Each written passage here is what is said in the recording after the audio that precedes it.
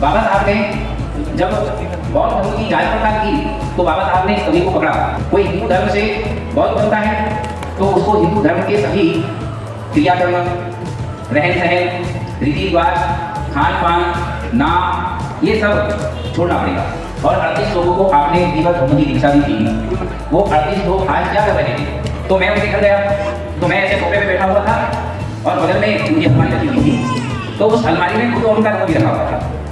तो मैंने उनसे पूछा, मैंने कहा आपके घर में तो खुद उनका धर्म है, तो मैंने कहा आपने कितनी बार पढ़ा?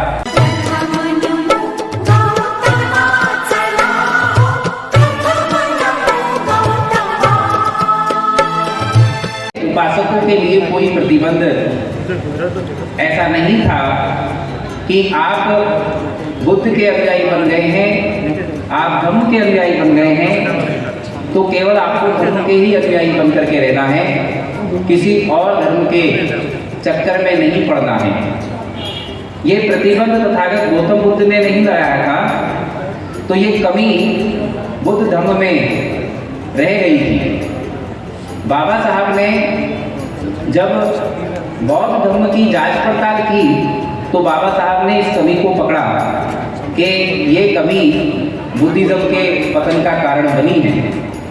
और भी कई कारण रहे हैं, लेकिन एक विशेष कारण बुद्धिज्म के पतन का ये भी रहा है।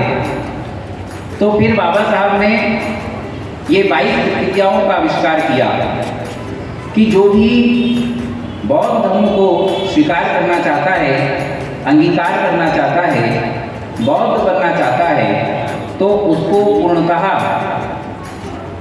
उस धर्म के जो पूजनीय हैं, जिनको वो सर्वश्रेष्ठ मानते हैं, उनको छोड़ना पड़ेगा। कोई हिंदू धर्म से बौद्ध बनता है तो उसको हिंदू धर्म के सभी क्रियाकर्म, रहन सहन, रीति रिवाज, खान पान, नाम, ये सब छोड़ना पड़ेगा। कोई मुस्लिम धर्म से बौद्ध धर्म को स्वीकार करता है तो उसको मुस्लिम धर्म के रीति रिवाज, खान पान, तीज त्योहार, ये सब छोड़ना पड़ेगा। कोई सिख धर्म से यदि बौद्ध धर्म को स्वीकार करता है, अंगीकार करता है, तो उसको सिख धर्म पूरी तरीके से छोड़ना पड़ेगा और बुद्ध के धर्म को ही सर्वश्रेष्ठ मानना पड़ेगा।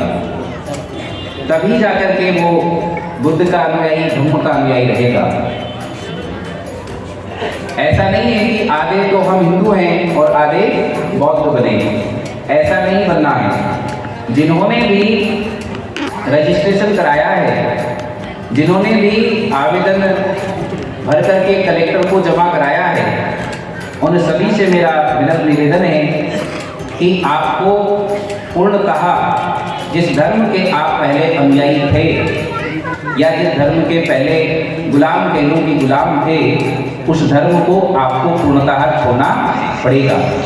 खान पान में, रीति रिवाज में, बोली भाषा में, रहन सहन में, जहाँ कहीं भी आपके अंदर हिंदू धर्म का संस्कार है, उस संस्कार को पूर्णतः आज यहीं पर छोड़ करके जाना है। तभी ये धम्म दीक्षा समारोह सफल कहलाएगा। नहीं तो बाद में हमसे ही लोग कहेंगे कि आपने धम्म दीक्षा समारोह का कार्यक्रम रखा था और 38 लोगों को आपने विधिवत धम्म की दीक्षा दी थी। वो 38 लोग आज क्या कर रहे हैं? वो तो आधे अधूरे हैं। तो ऐसा नहीं करना। ये जो दीक्षा समारोह है, ये एक प्रकार से एडमिशन है। जैसे क्लास में हम किसी बच्चे का एडमिशन कराते हैं, उसके बाद मास्टर उसको पढ़ाता है। तो आपने अभी बौद्ध धर्म में एडमिशन लिया है, अब आप सीखेंगे। तो आपकी क्या जिम्मेदारी है? आप लोगों की बहुत बड़ी जिम्मेदारी है। आपकी यह जिम्मेदारी है कि आपको धम्म को सबसे पहले सीखना है और उसका आचरण करना है और अन्य लोगों को भी सिखाना है। अब सीखेंगे कैसे? सीखने के लिए भी तो कोई आधार होना चाहिए कि जिससे हम सीख सकें।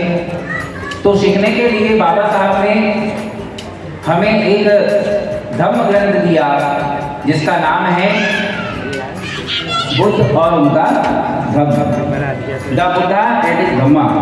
ये धम्म ग्रंथ बाबा साहब ने हमें दिया है। इस धम्म ग्रंथ को आप सभी अपने अपने घरों पर पढ़ेंगे, और जब हम ये बात सबसे कहते हैं कि आपको बुद्ध और उनका धम्म पढ़ना है तो सभी गर्दन हाँ में हिलाते हैं कि हाँ जी पढ़ेंगे, लेकिन पढ़ता कोई नहीं है।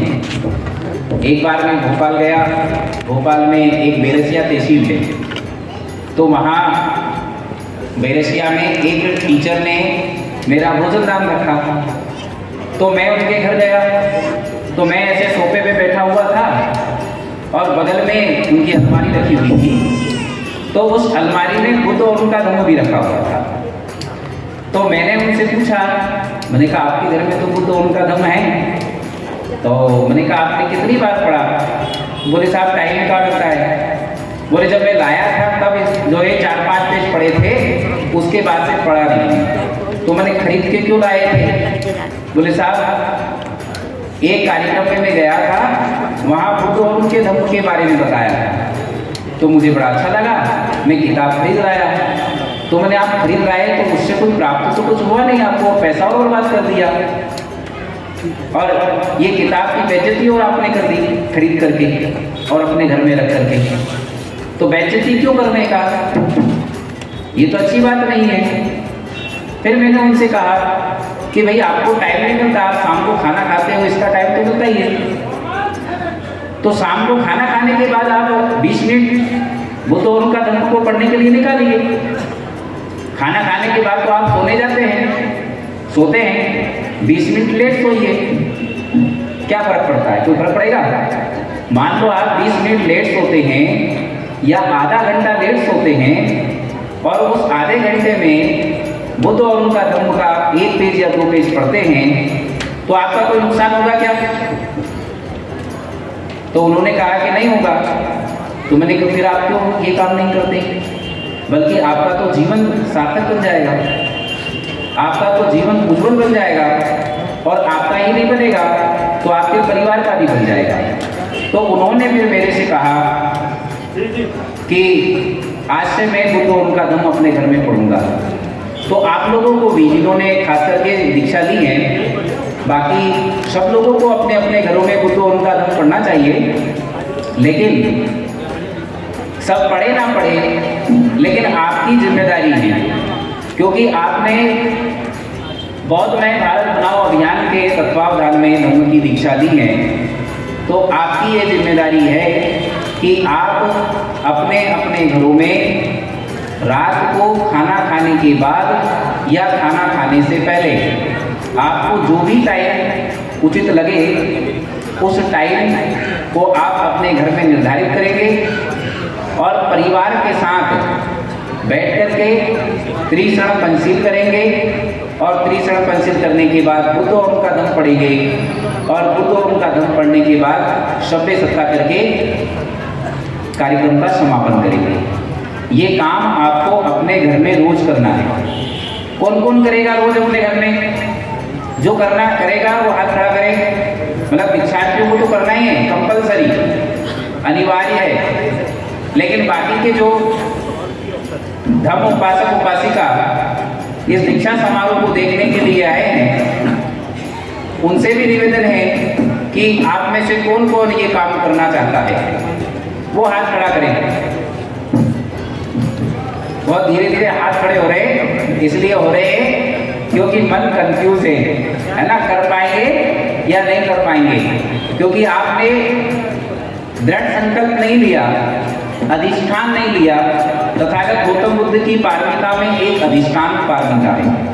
अधिष्ठान पारमिता का मतलब होता है दृढ़ निश्चय, कि एक बार करने का निश्चय कर लिया, संकल्प ले लिया, प्रतिज्ञा कर ली, तो फिर मरते दम तक उस प्रतिज्ञा से, उस दृढ़ निश्चय से हम भीगेंगे नहीं, हटेंगे नहीं।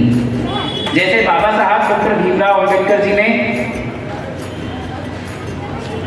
बड़ौदा की धरती पर संकल्प लिया था 23 सितंबर 1917 को, और उस संकल्प को बाबा साहब ने जीवन भर जिया, और उस संकल्प को बाबा साहब ने 26 नवंबर 1949 को पूरा भी किया कि नहीं किया? यदि बाबा साहब दृढ़ संकल्पित होकर के संकल्प नहीं लेते और उस संकल्प को हमेशा ध्यान नहीं रखते, तो मुझे नहीं लगता कि बाबा साहब उस संकल्प को वही पूरा कर पाते या संविधान बना पाते। ये उस संकल्प का ही परिणाम था जो बाबा साहब ने बड़ौदा की धरती पर लिया था, जो उन्होंने भारतीय संविधान बनाया। तो इसकी नींव उन्होंने उस समय ही रख दी थी 1917 में, 23 सितंबर 1917 को। तो आपको भी आज संकल्प लेना है कि आप अपने घर में बुद्ध और उनके धम्म का वाचन करेंगे। बुद्ध और उनके धम्म की किताब भी आ गई है, आप सभी को किताबें भी दी जाएगी।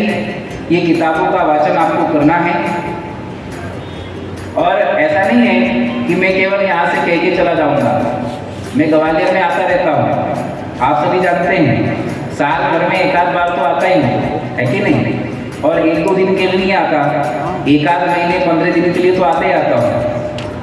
तो सबसे पहले मैं दीक्षार्थियों के घर जाऊँगा, उन्हीं के घर जाकर के देखूंगा कि काम हो रहा है कि नहीं हो रहा है। ऐसा नहीं है कि आपको दीक्षा दे करके केवल छोड़ दिया, मैं मॉनिटरिंग भी करूँगा, है ना? तो आपको ये काम करना है, और नहीं करोगे तो उसका पनिशमेंट भी आपको मिलेगा, क्योंकि बुद्धिज्म में ऐसा नहीं कि पनिशमेंट नहीं दे सकते।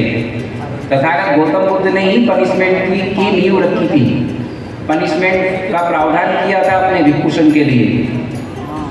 भिक्षु संघ को तथागत गौतम बुद्ध पनिशमेंट देते थे, जिसे पातिमोक्ष कहते हैं।